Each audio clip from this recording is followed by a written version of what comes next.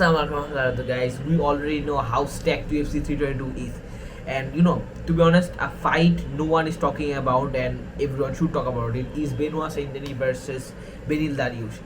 This is a very high level lightweight matchup, and to be honest, in my opinion, it's basically matchmaking perfection. You guys remember, I'm pretty sure, Michael Chandler of Perry people, right? It was basically a matchmaking perfection. Like, people were so impressed that the UFC became that creative with their matchmaking during that time when Paddy obviously was so hungry. He just entered the top 15, and Chandler coming off a bunch of losses, most recent one to Charles Oliveira, right?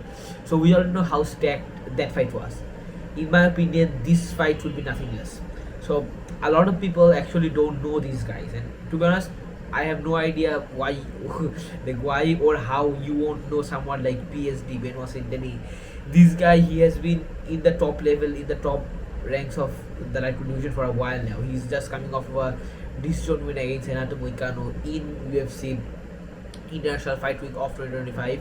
And on the other hand, we have Beneil Dariush, who is, as I said, another very, very high level lightweight fighter. He recently choked out Mauricio Rufy a few months ago in a UFC fight night. So more than anything, I feel like this fight, the winner of this fight will probably get someone like Max Holloway, Paddy Pimblett, Charles Oliveira. I'm not gonna be surprised to see these guys at the top, like the winner of this fight to the top. And to be honest, like as I said, matching perfection. Now another thing is, this fight is stylistically for both of these guys a very tough challenge, because as you may know, Benoit Saint-Denis, he is primarily a grappler. His striking is very smooth, but his main weapon in his arsenal is his grappling, because his submission threat is always there.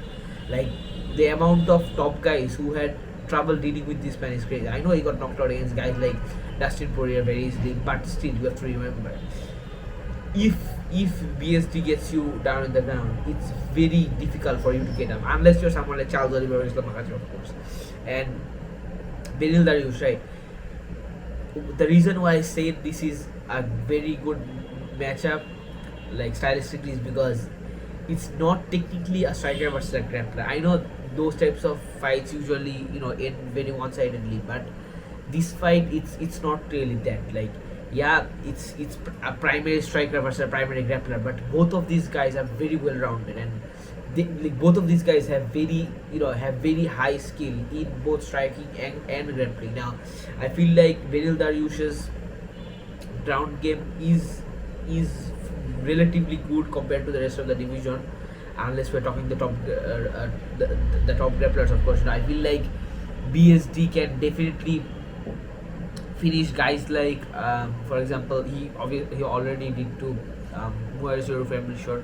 Also other guys like, for example, Mateus Gamrot, who is a very great fighter, don't get me wrong. He's definitely not a top level lightweight, but he's definitely a well deserved top 15 lightweight, of course.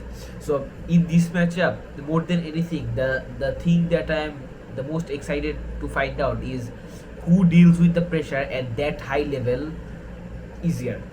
Like, both of these guys are going against very well-rounded mixed martial artists. Yes, one is going against a wrestler and the other is against a knockout artist, but still, as I said, like, more than anything, this fight will definitely determine the future of the lightweight division. To us, like, the lightweight division as a whole, I feel like is moving on. Like, we obviously had the disaster in January with Islam versus Moicano. Like, after Arman Sarukian didn't make the weight for the championship and he pulled out, right?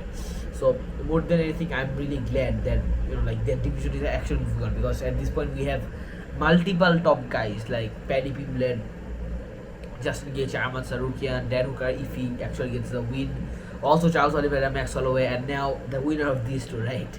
And the champion Ilia Topuria, very inactive, but I feel like Paddy Pimblett should definitely be next. Like Ilya said, he will return in January, so I feel like out of all of these guys, Paddy is definitely the most well deserved, because if you think about it, Charles, yeah, I don't think anyone wants that.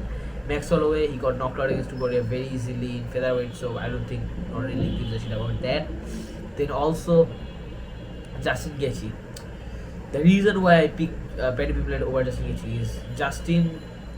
He has shown an attitude towards the UFC, and I feel like that should not be taken well by the UFC nor neither the fans, because he obviously does not deserve the title shot at this point, and more than anything I feel like he obviously should not get it. Like it's a no-brainer. Like obviously he has been around for a while, but like when he couldn't even finish a guy like Rafael Fiziev, who was coming off, who was coming off 2 weeks notice, I'm pretty sure. You don't really deserve to fight for it. Like you have no right to want to fight for a title, right?